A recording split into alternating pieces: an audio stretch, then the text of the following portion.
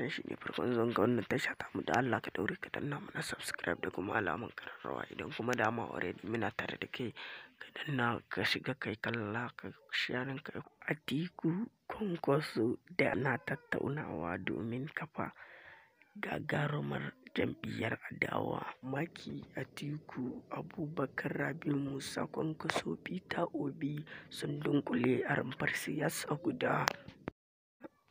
Ana jita-jitan cewa mutanen ɗan takarar PDP a zaben shekara ta 2023 sun haɗu da jagoran Kwankwasiyya.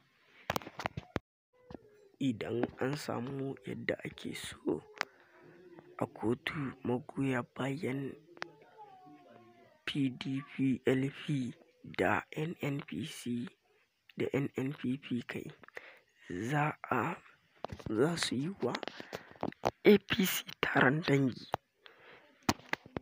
Abuja, ganin yadda ake ciki a siyasar Najeriya, rahotanni sun nuna cewar yiwuwar dunkulewar Atiku Abubakar da Rabiu Musa Kwankwaso da Peter Obi.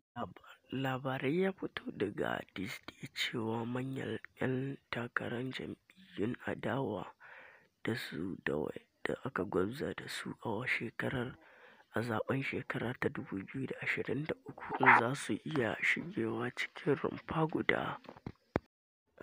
Atiku Abubakar, Rabiu Musa Kwankwaso da Peter Obi sun fara tattaunawa a game da yiwuwar su haɗa kai domin kifar da gwamnatin APC a ƙasar.